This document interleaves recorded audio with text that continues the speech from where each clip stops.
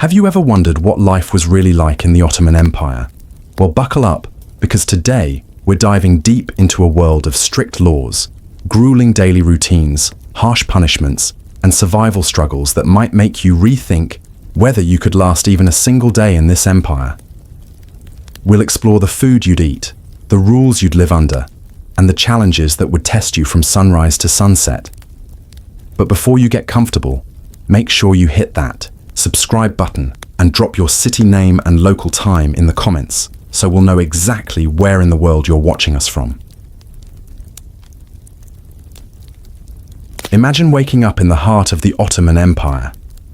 Let's say it's the mid-1600s, a time when the empire was near its peak, stretching across 3 continents. You open your eyes, but instead of soft sheets, you're lying on a thin mattress, stuffed with cotton or straw. No fluffy pillow, no modern comforter. If you're lucky and wealthy, maybe you've got silk or fine linens. But if you're just an ordinary subject, chances are you're sleeping on a low wooden platform with a rough wool blanket. And the first thing you notice is the chill. There's no central heating here. The air is cold and damp in winter, sticky and suffocating in summer. Already, your modern body is uncomfortable, and the day hasn't even begun. Now, let's talk about that morning routine. Forget the idea of rolling into a bathroom, turning on a faucet, and brushing your teeth with minty toothpaste. In the Ottoman Empire, water was valuable and sometimes hard to access. Most people fetched it from a well, fountain, or nearby aqueduct system. If you were rich, maybe your home had a private cistern. But for most, the morning started with a trip outside, carrying heavy clay or copper vessels back to your dwelling. Hygiene wasn't absent, though. It was different. People often used a miswak, a twig with antibacterial properties, to clean their teeth. Baths were common, but they weren't daily. Instead, the public bathhouse, the hammam, played a central role in cleanliness and social life. But if you think you can just wander down there every day for a hot shower, you'd be mistaken. It was expensive, time-consuming, and often only used once or twice a week. So, that fresh, clean feeling you rely on? Gone. Next comes food. Breakfast in the Ottoman Empire wasn't anything close to pancakes, cereal, or coffee. Coffee did exist. It was introduced into Ottoman culture in the 1500s and quickly became a craze.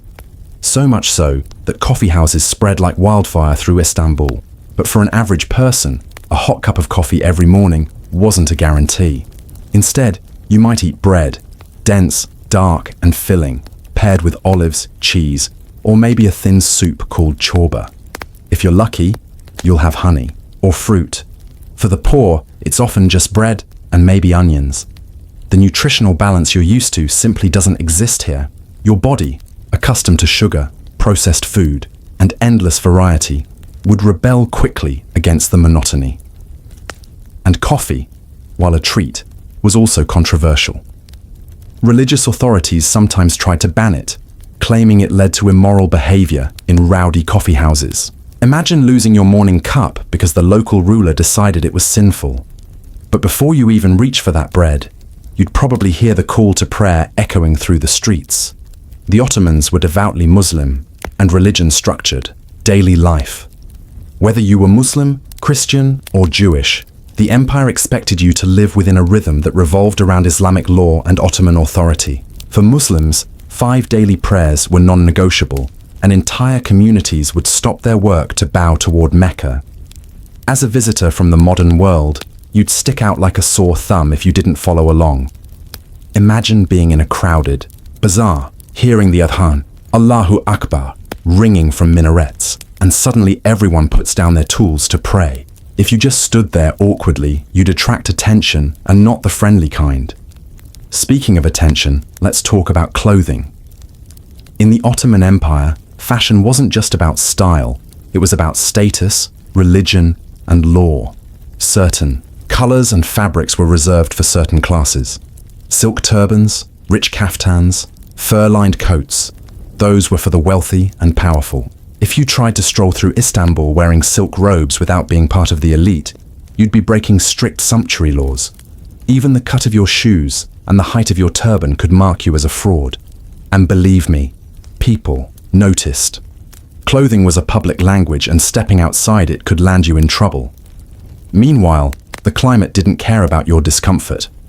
In summer, the layers of long robes trapped heat, making the air feel even more suffocating. In winter, the wool kept you somewhat warm, but without modern insulation, every draft cut straight through you. You'd spend half your day either sweating or shivering. Now, let's step outside. Imagine leaving your home and walking through the streets of Istanbul or Bursa. The air is thick with smells, some pleasant, some absolutely unbearable.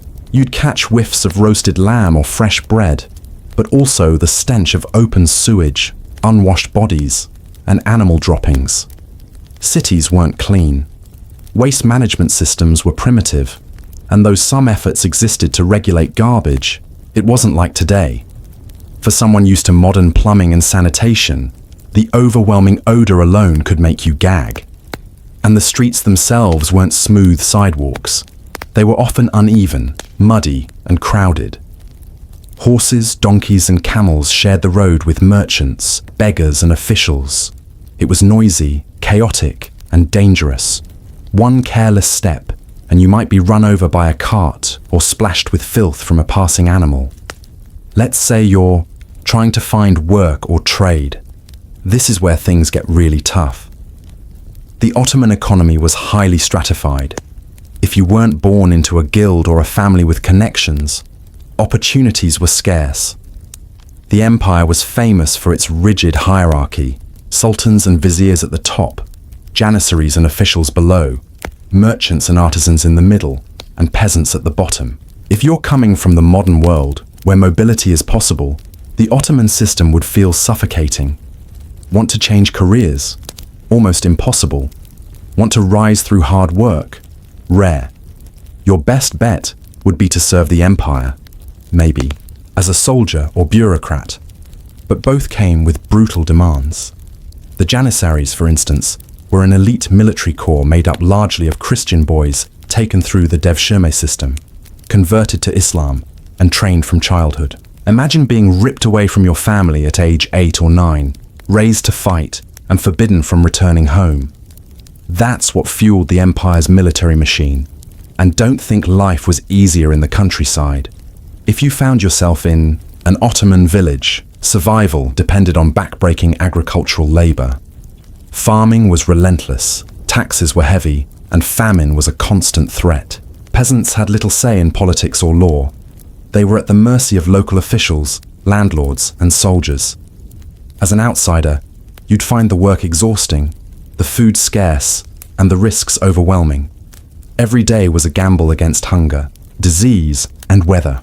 Speaking of disease, here's another reason you wouldn't last a day: medicine. Ottoman doctors did exist, and they studied texts from the Islamic Golden Age, Greek traditions, and even contemporary European sources. But treatments were primitive by modern standards. Bloodletting, herbal remedies, and cauterization were common. Smallpox, plague, and dysentery spread easily in crowded cities.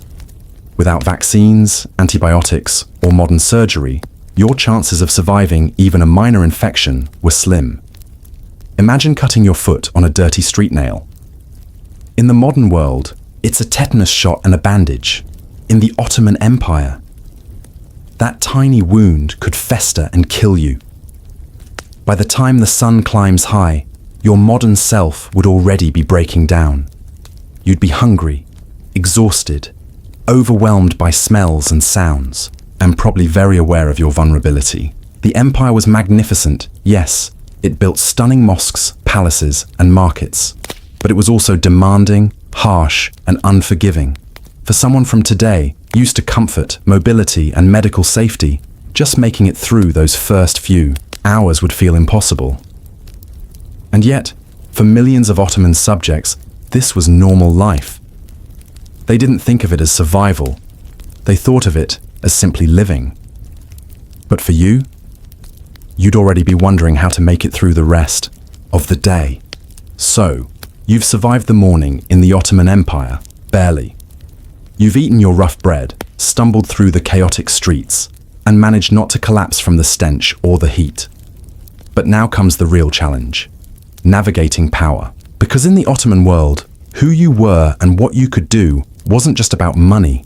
It was about hierarchy, obedience, and knowing your place. And if you stepped out of line, punishment was swift, brutal, and often terrifying.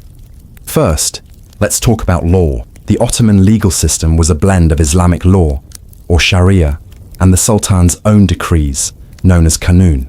At the local level, judges called Qadis handled disputes ranging from property disagreements to serious crimes. And here's the thing: you couldn't just expect the law to protect you equally. Your religion, your status, even your gender shaped the outcome. For instance, in court, the testimony of a Muslim man carried more weight than that of a Christian or a Jewish subject. Women could testify too, but their voices often had less influence unless the case specifically involved them. Imagine standing before a stern Ottoman judge, pleading your case in a language you barely understand, only to realize the system was never designed with you in mind. Now, let's say you accidentally or foolishly crossed a line. What kind of punishments might you face? Forget the idea of fines and short jail sentences. Ottoman justice was meant to be swift, public, and memorable. Thieves often had their hands chopped off. Adulterers risked stoning or whipping. Drunken, brawlers could be beaten in the streets. In extreme cases, execution came in many forms: hanging, decapitation, or even strangulation with a silk cord, a method reserved for high-ranking officials so that their blood wouldn't stain the ground. If you thought your modern traffic ticket was harsh, imagine losing a hand for stealing bread because you were hungry. The fear of such punishment kept most people obedient, but for someone like you, used to modern freedoms, even the smallest mistake could be fatal. And it wasn't just crime. Insulting authority was just as dangerous. The Sultan was not just a ruler. He was seen as the shadow of God on earth. Criticizing him or his officials wasn't free speech. It was treason. In the empire's capital, Istanbul, spies and informants roamed the streets, listening for whispers of dissent. If you were overheard grumbling about high taxes or mocking a vizier, you might vanish overnight, dragged to a prison beneath Topkapi Palace. The fear was constant and suffocating. Imagine living in a world where every careless word might cost you your head. And speaking of the Sultan, let's take a closer look at the power he held. The Ottoman court was both dazzling and deadly.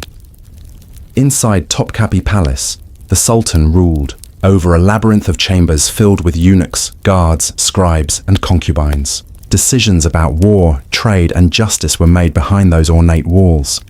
But palace life was not a fairy tale. It was a nest of intrigue. Grand viziers schemed for influence, rival factions poisoned one another, and even the royal family wasn't safe. In fact, for centuries, Ottoman princes lived under the shadow of fratricide. When a new sultan came to power, it was common for him to execute his brothers to prevent civil war. Imagine being a young prince, raised in luxury, only to be strangled with a silk cord the moment your brother ascended the throne. Even at the highest levels, survival was uncertain. And you, an outsider, wouldn't even make it that far. Foreigners in the empire were treated with suspicion. If you were European, you might be tolerated as a merchant or a diplomat, but you'd also be watched closely. If you slipped into a Muslim neighborhood and offended religious customs, the reaction could be swift and violent. Eating or drinking openly during Ramadan, for example, might spark outrage from locals. Even something as simple as your clothing or hairstyle could brand you as other, and in a society so tightly bound by tradition, other often meant dangerous. Now, let's step into the world of the military, because here's another reason you wouldn't survive a day: conscription and war. The Ottoman Empire was a military machine expanding through the Balkans, North Africa, and the Middle East. Soldiers were everywhere. Some were professional warriors, like the Janissaries, feared for their discipline and skill. Others were levied from local villages, forced to march off to fight wars they barely understood. If you were caught in the wrong place at the wrong time, you might be pressed into service, and military life was brutal. Marching for weeks with little food, sleeping in the dirt, and facing enemies with cannons and arrows. It was a death sentence for anyone not hardened to it. Even if you escaped the battlefield, you couldn't escape taxes. The Ottoman system bled peasants and merchants alike. Land was often controlled by taimar holders.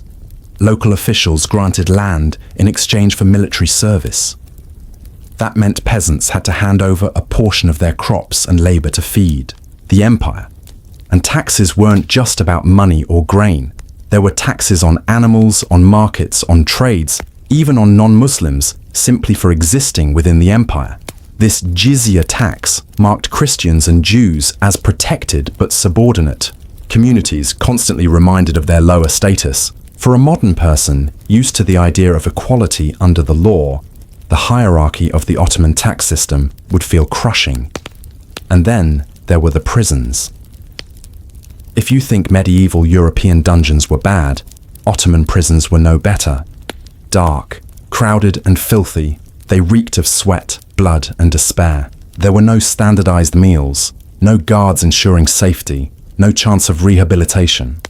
Prisoners often had to rely on family or bribery just to survive. Diseases spread rapidly, and torture was not uncommon. Imagine being thrown into one of these cells for a crime you barely understood, surrounded by desperate men with no hope of release. Survival in that environment would take more than strength. It would take luck. But here's the twist. The empire wasn't just about fear. To many of its citizens, it provided stability. Roads, trade routes, and markets thrived under Ottoman rule. Scholars, poets, and architects found patronage in its cities. Istanbul's skyline glittered with domes and minarets, symbols of power and faith. People weren't constantly thinking about survival in the same way you would. They were used to it. Fear of punishment wasn't unusual. It was simply part of life. And that's exactly why you, a modern outsider, wouldn't last long.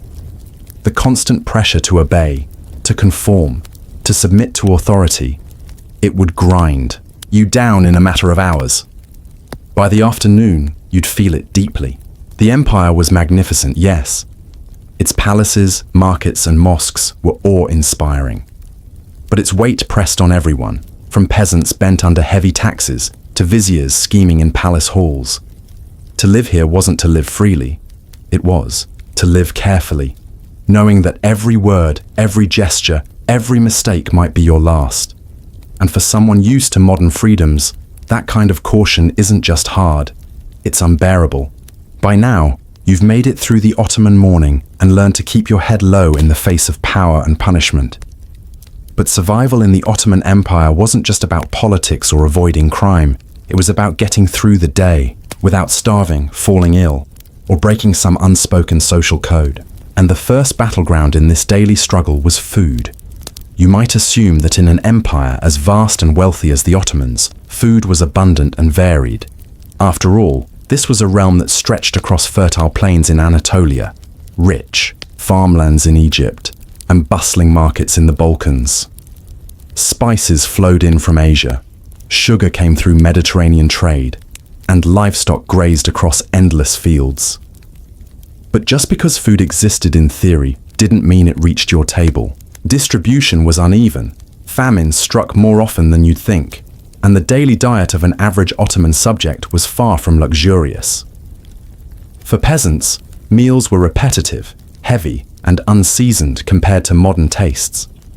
Bread formed the foundation of almost every diet. Not fluffy white loaves, but dense coarse rounds made from barley, rye, or millet. Wheat bread, soft and golden, was reserved for wealthier households. To go with that bread, there might be a simple lentil soup, onions, or, if fortune smiled, a handful of cheese. Meat was rare for commoners, often limited to festivals or special occasions.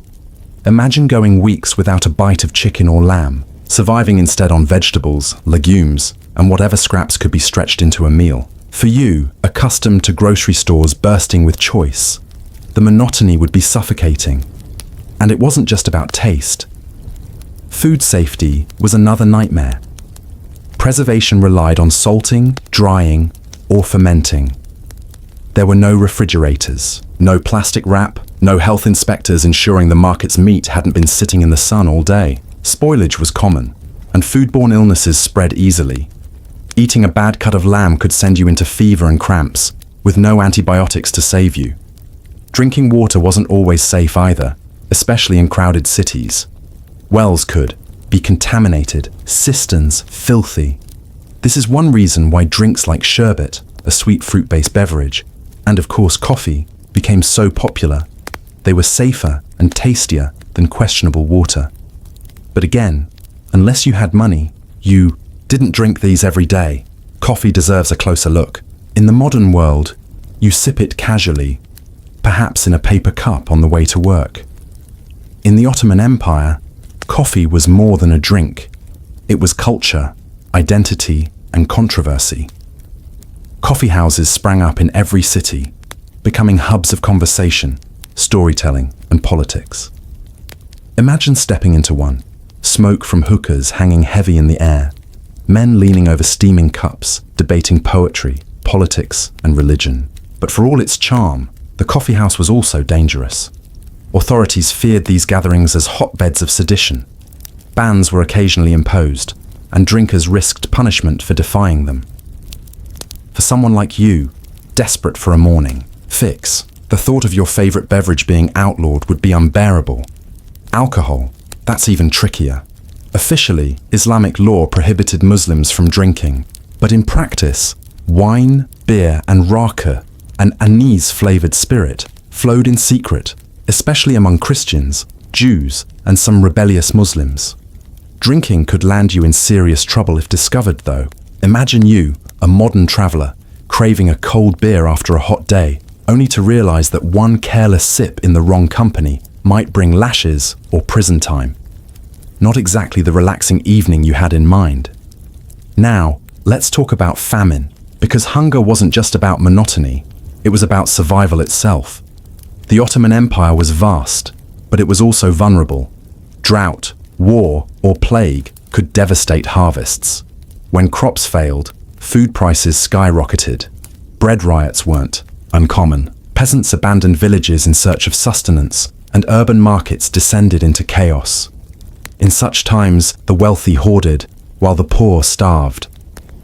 Imagine standing in a crowded bazaar, clutching a few copper coins, only to find that bread costs more than your entire week's wages. Hunger gnawed at millions, and famine could turn whole provinces into graveyards. But suppose you did manage to eat. What came next? Illness. Foodborne sickness wasn't the only danger. Parasites thrived in poorly cooked meals, spreading through meat, fish, and even vegetables grown in contaminated soil. Add to this the lack of balanced nutrition, vitamin deficiencies, anemia, and weakened immune systems, and you begin to see why life expectancy was far lower than today. Even if you weren't cut down by plague or war, your body was constantly fighting the silent toll of poor diet and disease. And then, layered on top of all this, came etiquette, the rules of eating. Meals weren't just about filling your stomach, they were social performances governed by custom. At an Ottoman table, you sat on the floor around a low tray, sharing dishes with your hands. Forks were virtually unknown, and spoons were limited to soups and stews. You tore bread to scoop up food, dipping into shared bowls. For someone raised on the idea of personal plates and utensils, the intimacy might feel overwhelming. And heaven help you if you broke etiquette. Reaching before your elders, eating too quickly, or showing disrespect could mark you as uncouth, or worse, insulting. Hospitality, too, was a double-edged sword. Ottomans prided themselves on generosity to guests. If you were invited into a home, you might be served far more than the family could afford, all to honor you. Refusing food was an insult. But what if you couldn't stomach it? What if the flavors, textures, or even cleanliness turned your stomach? As a modern outsider, your polite smile might not be enough to cover your disgust. One wrong expression, and you could humiliate your hosts. Even the act of shopping for food carried risks. Markets or bazaars were vibrant, colorful, and overwhelming. Merchants shouted, animals brayed, spices filled the air with pungent scents. But beneath the surface was tension. Prices fluctuated wildly, bargaining was mandatory, and fraud was rampant. A dishonest seller could slip you watered-down milk, stale bread, or meat from a diseased animal. And if you dared to protest too loudly, you risked confrontation not only with the seller, but with local guards, who might see your complaint as insolence. For you, used to neatly labeled supermarkets, the Ottoman market would feel like a battlefield. By the time evening rolled around, you'd be worn thin, not just from hunger or illness, but from the constant vigilance food required. Every bite was a gamble, every drink a question of safety, every interaction a test of manners. The Ottomans themselves endured it with resilience, their palates and stomachs hardened by necessity. But you, with your modern gut and modern habits, would break under the strain. And here's the cruelest part. Even the wealthy weren't immune. Yes, their tables groaned with roasted lamb, exotic fruits, and delicate pastries. But wealth brought its own dangers: overindulgence, gout, and poisoning. Palace intrigue often played out over feasts, where one sip of wine or one bite of sweet could mean death. Imagine being invited to dine at Topkapi Palace, marveling at the golden platters and jeweled cups, only to wonder whether your sherbet had been laced with poison by a rival. Even privilege didn't guarantee safety. So, as night falls and you reflect on your Ottoman day, hunger, illness, and danger swirl together in your mind. Food wasn't just sustenance, it was survival, politics, and risk rolled into one. And for someone like you, unprepared for the monotony, the scarcity, and the constant suspicion, it would be unbearable. One bad meal could kill you. One missed meal could weaken you. And before long, you'd realize the truth. In the Ottoman Empire, the struggle for food was the struggle for life itself. You've survived the food, the laws, and the daily grind of Ottoman life, at least for now. But in this empire, survival wasn't just about filling your stomach or avoiding a soldier's whip. It was about navigating faith. The Ottoman Empire was one of the most religiously structured societies on earth, and religion wasn't just something you practiced on Friday or Sunday.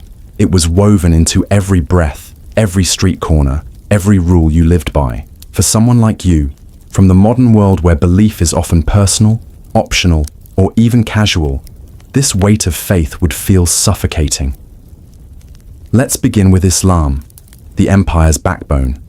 The Ottomans saw themselves as defenders of Sunni Islam. The Sultan wasn't only a king, he was the caliph, the leader of the Muslim world. That meant his authority was both political and spiritual, and life in the empire revolved around this dual role. From dawn until nightfall, the rhythm of the day was marked by the adhan, the call to prayer, echoing from minarets. Imagine it. 5 times a day, the city pauses. Shopkeepers close their stalls, workers stop their labor, soldiers sheathe their swords. The streets empty as people kneel toward Mecca. And you, standing awkwardly in the middle of the bazaar, have a choice. Bow down with everyone else, or risk being branded disrespectful, or even heretical. Now, in fairness, non-Muslims were allowed to live in the empire. Christians, Jews, and others were tolerated as dhimmis, protected but subordinate communities. They paid special taxes, couldn't bear arms, and faced restrictions in dress and housing. Yet they also had a degree of autonomy, ruling themselves in local matters through their religious leaders. To an outsider, that might sound surprisingly fair compared to some of Europe's persecutions. But let's put it in perspective. As a non-Muslim, you were constantly reminded of your lower status. Imagine walking down a street in Istanbul wearing clothes that marked you as Christian, only to be pushed aside by a Muslim merchant who had legal superiority. Imagine entering court and realizing your testimony carried less weight. It wasn't open persecution, but it was a constant reminder that you didn't belong at the top of the order. Even within Islam, the rules were strict. Ramadan meant fasting, from dawn to dusk. Not just from food, but from water, from smoking, from intimacy. For devout Ottomans, this was an act of faith and discipline. For you, Suddenly deprived of water on a scorching summer day, it would feel like torture. And imagine the pressure. If you were seen eating or drinking in public during Ramadan, you risked punishment, scorn, or worse. There were no excuses. No, I'm not used to it. You either followed the ritual or endured the consequences. And rituals extended far beyond fasting. Dietary laws prohibited pork and mandated halal slaughter. Modesty rules dictated how men and women dressed, interacted, and even moved in public spaces. Gender segregation was common, especially in religious or elite settings. For a modern visitor used to mixed spaces and casual interactions, the separation would feel alien. Imagine entering a hammam, the great Ottoman bathhouse, only to be told that men and women bathe on different days, and that your behavior inside is governed by centuries-old custom. One careless move, lingering too long, speaking too loudly, or glancing the wrong way, and you'd brand yourself as disrespectful. But the greatest challenge wouldn't just be ritual, it would be the sheer dominance of belief in everyday life. For Ottomans, the line between religion and state was blurred to invisibility. Friday prayers weren't optional, they were central to public life. The construction of mosques wasn't just piety, it was politics. Every great sultan, from Mehmed the Conqueror to Suleiman the Magnificent, left behind colossal mosques that defined the skyline of Istanbul. Walking through the city, you'd be dwarfed by their domes and minarets, constantly reminded of the empire's faith. In such a world, where belief was power, there was no room for skepticism, no space for private doubt. If you spoke too openly about your modern views, about science, atheism, or even casual irreverence, you'd quickly find yourself in danger. Now, let's step into the darker side of faith, superstition. The Ottomans lived in a world alive, with spirits, omens, and curses. The evil eye was feared, and amulets against it dangled from necks and doorways. Astrology guided decisions, from when to marry to when to march to war. Fortune tellers and mystics thrived in shadowy corners of the bazaar, offering charms and prophecies. Even the mighty sultans consulted astrologers before major campaigns. For you, with your modern skepticism, it would all seem quaint or foolish. But scoffing at these beliefs could insult those around you. And in a society where reputation was everything, being marked as impious or unlucky could isolate you, or worse, make you a target. The Sufi orders deserve a mention here too. These mystical brotherhoods played a huge role in Ottoman spiritual life. They gathered in lodges, performed rituals of chanting and whirling, and preached devotion through ecstatic experience. Imagine stumbling into a Sufi ceremony. The pounding of drums, the rise of voices in unison, the sight of whirling dervishes spinning in trance. To you it might feel strange, hypnotic, even unsettling. But to Ottomans, it was a sacred path to God. Mock it, and you'd earn nothing but scorn. Religion also shaped how time itself was understood. Forget your calendar apps and digital clocks.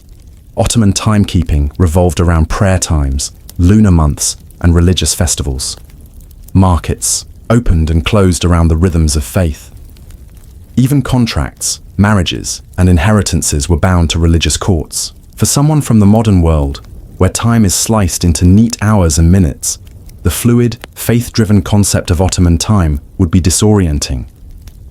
Imagine trying to plan your day around celestial events, only to have everything shift, because the imam spotted the moon differently than expected. And then, there's death. Faith dictated not just how you lived, but how you died. Islamic burial practices were swift. Bodies washed, wrapped, and laid to rest within a day. Cemeteries filled the landscape, with tall carved gravestones marking status and rank. For Ottomans, death wasn't hidden away. It was a constant presence, a reminder of divine judgment. Walking through the streets, you'd pass graveyards at every turn. For you, accustomed to pushing mortality into the background, this constant confrontation with death would be unsettling. Yet, for all its weight, Ottoman faith also gave life structure, meaning, and community. The call to prayer united cities. Ramadan bound families together in fasting and feasting. Sufi ceremonies filled hearts with ecstasy. Mosques were not just places of worship, but centers of learning, charity, and social life.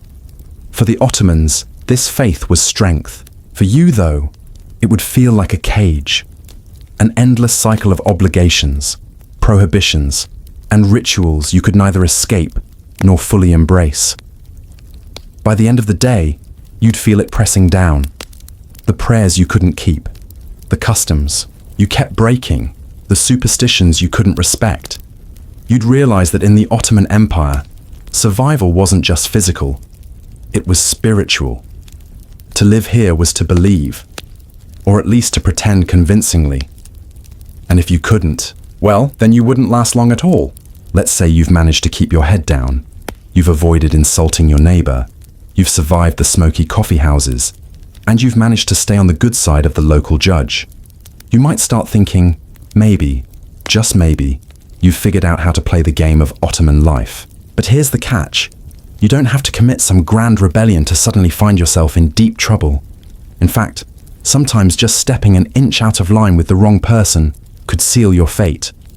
In the Ottoman Empire, defiance, whether intentional or accidental, was a dangerous luxury. The Sultan himself was considered the shadow of God on earth, a divine representative whose authority stretched across 3 continents. And while you'd probably never see him face to face, his power trickled down through every layer of government, army, and local administration. To defy any of these people wasn't just breaking a rule, it was seen as challenging the entire system. Imagine accidentally brushing shoulders with a janissary in the street and not apologizing quickly enough.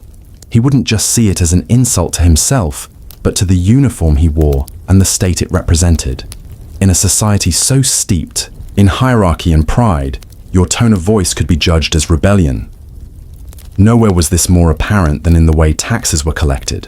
Ottoman tax farming, known as iltizam, meant that individuals, called tax farmers, were granted the right to collect revenue from certain areas.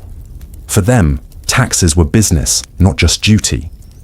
If you were late on payments, or worse, tried to argue that the assessment was unfair, you weren't just defying a greedy middleman, you were defying the system that allowed him to operate. These men were known for pushing peasants to the brink. Some accounts describe farmers selling their children into servitude to cover debts. If you tried to fight back, the tax farmer would call in armed guards, and suddenly your protest looked less like survival and more like sedition. But the real terror came when defiance turned into rumor. Imagine you're frustrated at market prices and make a sarcastic remark about the Sultan's rule. Maybe just a throwaway line muttered under your breath. In today's world, someone might roll their eyes and move on. In the Ottoman Empire, that kind of slip could spark whispers. By the time those whispers reached an official, it wasn't just a man complained about prices, it was a man insulted the Sultan. Punishment for that could range from public humiliation to execution. Words carried heavy weight, and the more powerful the figure you were thought to insult, the more severe the fallout. This obsession with stamping out defiance was particularly visible in the treatment of religious dissent.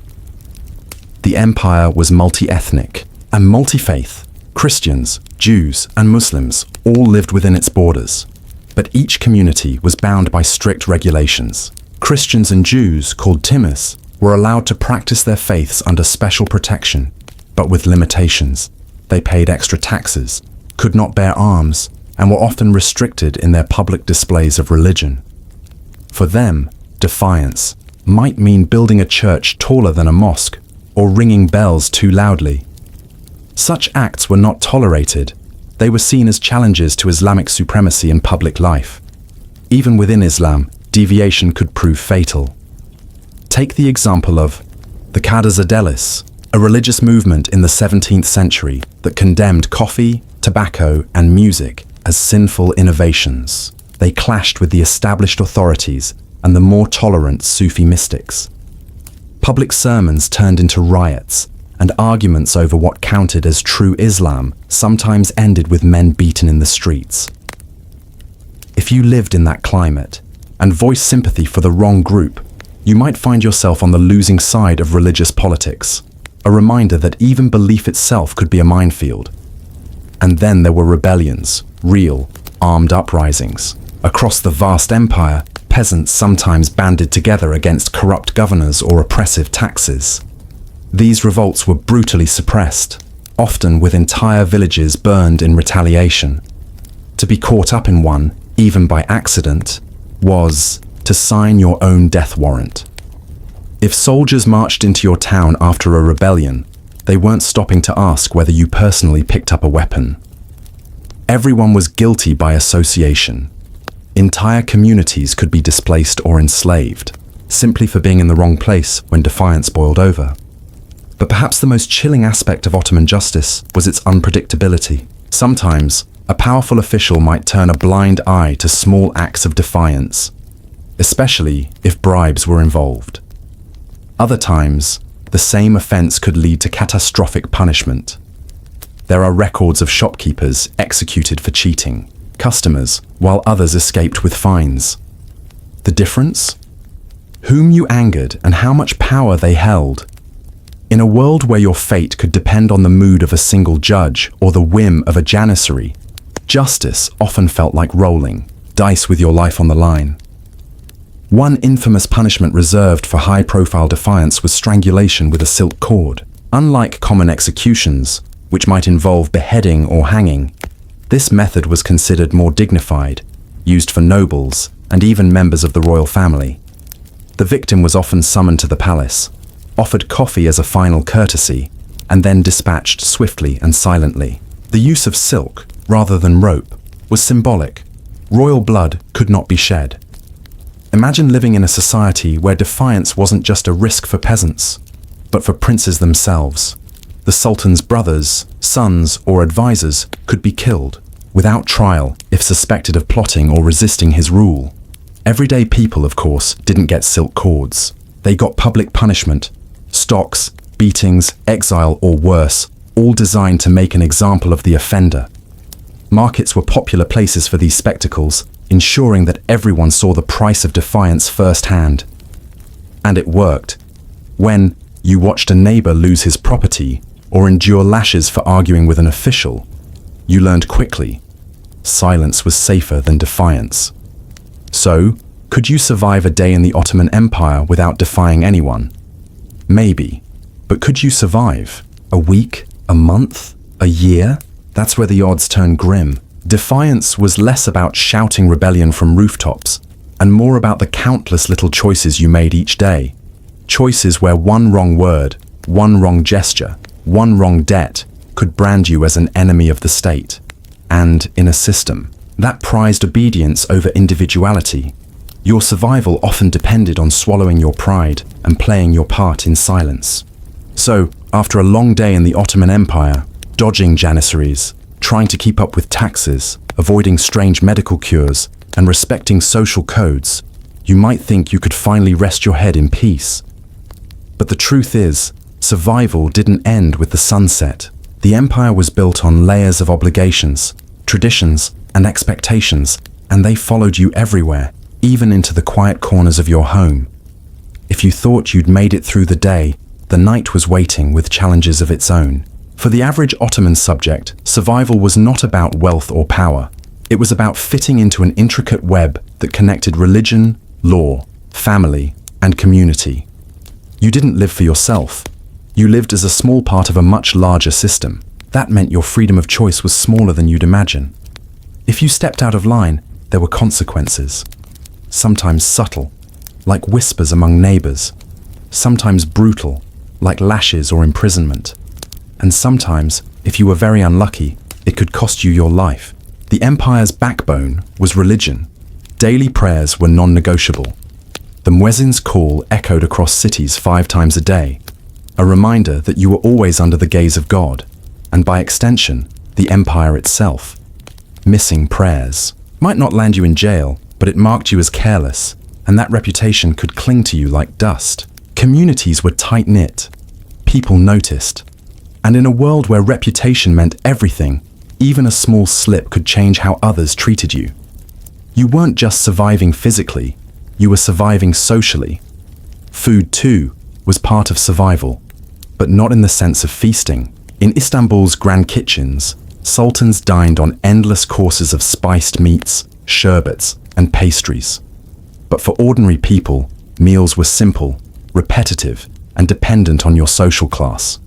Bread was a staple, often paired with lentils, onions, or whatever vegetables were in season. Meat was a rare luxury. If you wanted to survive without starving, you had to master the art of making simple meals stretch. And heaven help you if bread prices rose, because riots over food shortages were a real threat, and the empire cracked down hard on unrest. Even rest itself wasn't guaranteed. In Ottoman cities, night wasn't a peaceful time. Streets were dimly lit, shadows stretched long, and guards patrolled to keep order. But darkness was also when crime thrived. Bandits, thieves, and desperate souls came out to hunt for opportunities. If you lived in the countryside, wolves and other wild animals prowled close to villages, making every howl in the distance a reminder of danger. You couldn't just relax at night. Even in your sleep, survival meant keeping one ear open for trouble. Now imagine you were part of the empire's endless hierarchy. If you were a soldier, your survival depended on loyalty to the sultan and discipline in battle. A mistake in the ranks could mean punishment harsher than anything in civilian life. If you were a bureaucrat, your survival meant endless paperwork and constant fear of offending someone more powerful. And if you were a slave in the palace, survival was both physical and political. You lived at the mercy of your masters, navigating intrigue, jealousy, and the ever-present risk of betrayal. But survival wasn't just about threats. It was also about endurance. Heat in the summers, freezing cold in the winters, diseases that had no real cures, long journeys across dangerous trade routes if you were a merchant. Even childbirth was a gamble for women, with high risks of death for both mother and child. Life expectancy was far shorter than today. Simply reaching old age was an achievement, not a guarantee. And yet, people found ways to endure. They clung to their faith, their families, and their traditions. Music, storytelling, and coffee houses gave them moments of escape. Festivals brought joy to communities, breaking up the grind of daily survival. Weddings and religious celebrations turned streets into colorful spectacles, reminding everyone that even in a harsh empire, life had beauty worth holding on to. But here's the truth. If you, a modern person, were suddenly dropped into the Ottoman Empire, you wouldn't last a day. The rules were too strict, the dangers too real, and the comforts you're used to, plumbing, medicine, personal freedom, were nowhere to be found. The Ottoman Empire was not a world for the faint-hearted. It was a place where survival wasn't just a matter of waking up and breathing. It was a daily negotiation, a balancing act between power and vulnerability, law and chaos, faith and fear. If you didn't understand the system, it would swallow you whole. And that's why, as fascinating as the empire may seem in history books, with its glittering palaces, vast armies, and legendary sultans, it was not a place you'd want to visit without preparation. You might think you're tough enough to survive. But the Ottoman Empire was tougher. By now, after exploring its justice, its politics, its medicine, and its daily grind, one thing is clear. Life under the Ottomans was as beautiful as it was brutal. You wouldn't survive because survival wasn't guaranteed, even for those who spent their whole lives inside it. And yet, that's what makes the story of the empire so remarkable. Millions of people did survive. They built families, businesses, traditions, and legacies that lasted centuries. They carried the weight of the empire on their shoulders, day after day. So the next time you read about the glories of the Ottoman Empire, the shining domes of Istanbul, the vast armies marching to war, the lavish courts of the sultans, remember the people who made that empire real. Not the sultans or the generals, but the ordinary subjects who fought for survival every single day. Because while you might not survive in their world, they lived in it, endured it, and shaped history with every step they took. And that is why the Ottoman Empire, for all its splendor and power, was also one of the most unforgiving places you could ever find yourself. You wouldn't survive a day, Not because you're weak, but because survival in that world required a strength and resilience most of us could hardly imagine today.